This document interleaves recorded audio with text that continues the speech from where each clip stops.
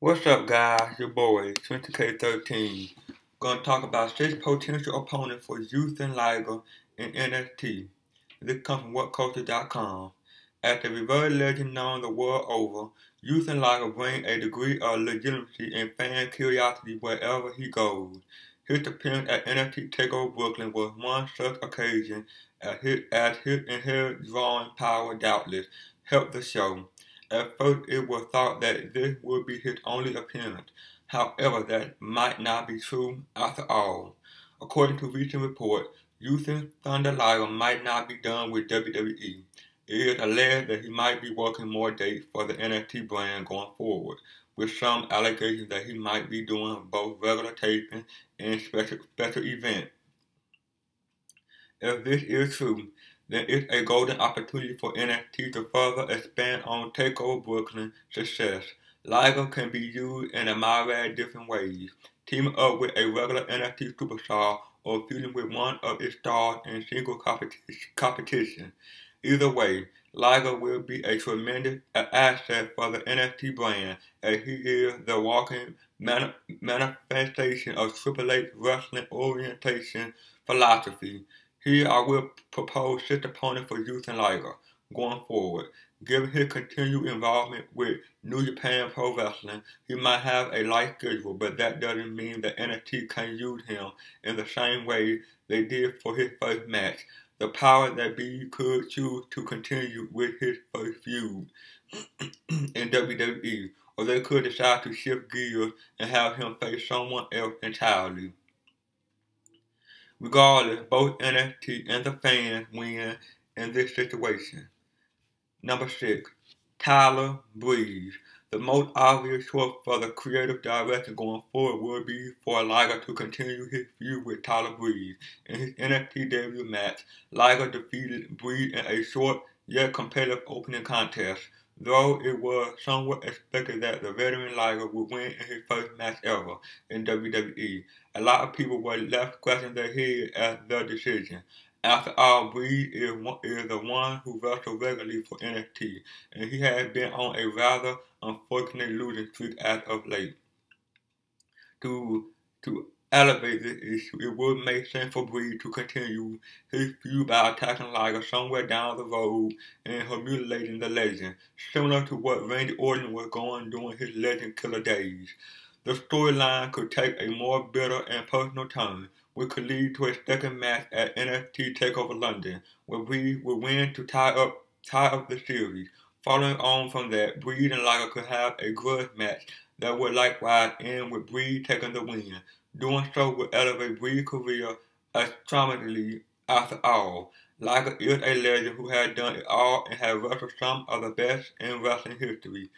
With NXT being all about the future, it would make perfect sense to use a legend of the past and present to make that future shine brighter. Number 5. Apollo Crews. Crews is very familiar with the high-flying style. After all, he wrestled for Dragon Gate, and his finisher is a military press standing moonsault combination. Even though he debuted very recently and few members of the NXT universe have seen him outside of dark matches, Crews needs a long-term feud to really elevate his stock among an already stacked roster. So how better to do this than have him wrestle and defeat a certified legend? Liger is no stranger to helping elevate rookies.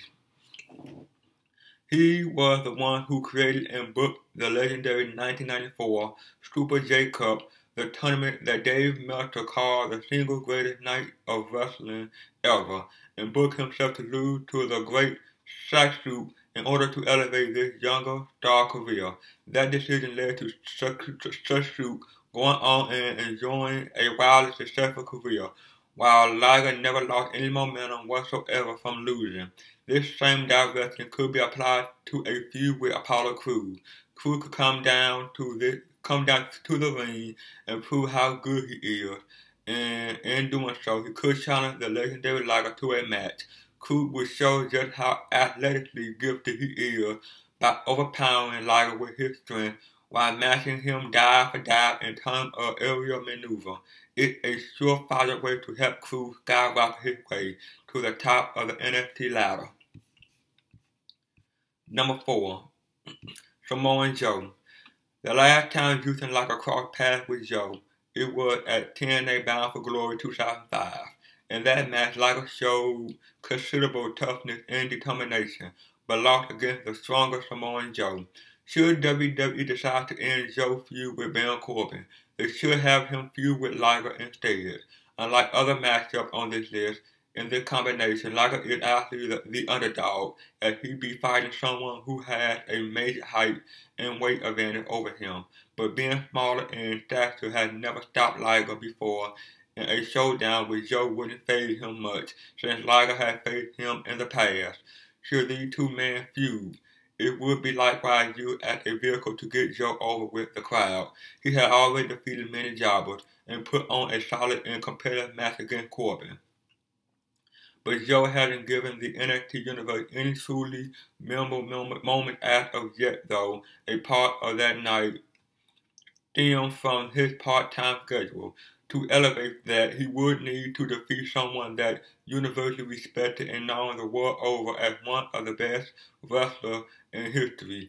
If anything, this match could be the NXT equivalent of Undertaker Lesnar from SummerSlam, two part-timers with contrasting style, with one being well-versed in MMA, fighting to see which one of them is the bigger star. It worked well for WWE, so why not for NXT?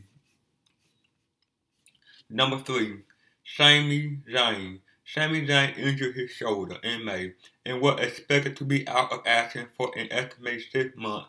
When he returned, he would have lost a considerable amount of momentum despite his growing popularity and highly praised match with John Cena.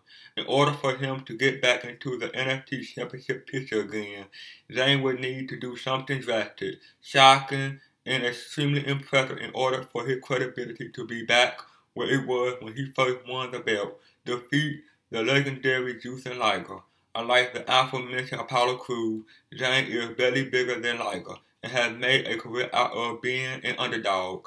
The storyline that was built around his NXT title victory was so well received because he played the never say die fighter so well, and that kind of storytelling can work perfectly here as well.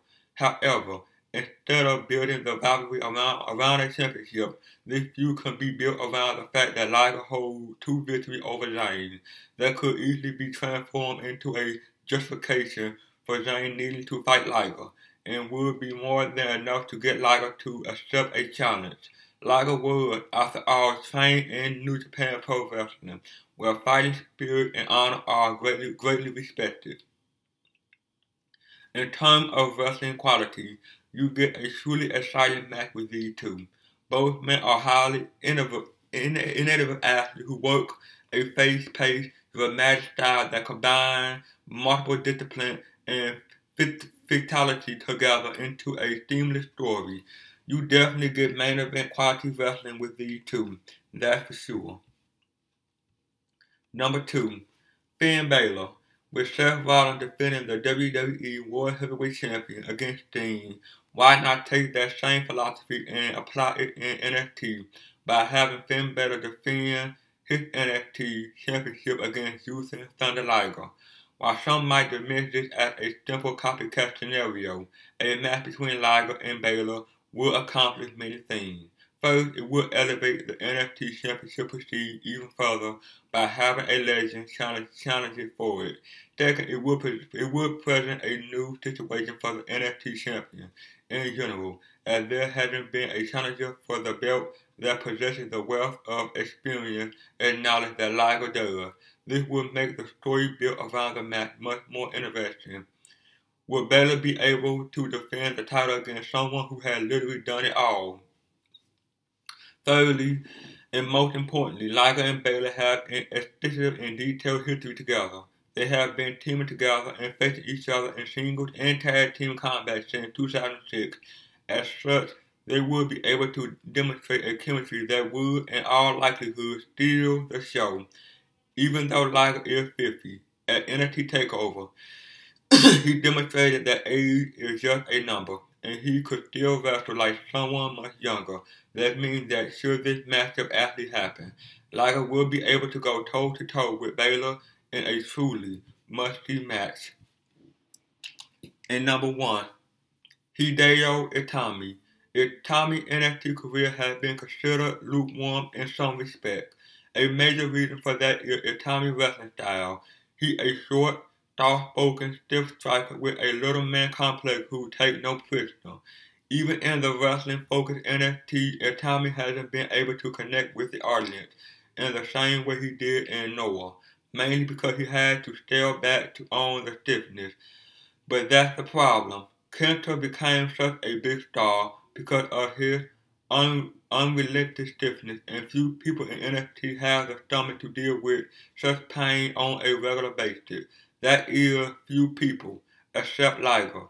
Not only does Hideo Itami have some experience in wrestling using Liger, but these are two men who share a similar understanding of pursue and stiff striking that few others in NXT could even comprehend. Seeing two highly skilled Japanese wrestlers fight in NXT would be a main event level match without a shadow of a doubt. Liger would be the perfect opponent for Itami once he returns from injury. This could easily be turned into one of those senior versus junior storyline they use in Japanese promotion and would do wonders for Itami in NXT career if fans could finally see him use his signature style against a legend that he has yet to meet in single competition. Well, that's it, guys. Like, comment, subscribe. See you guys on the next one. Peace.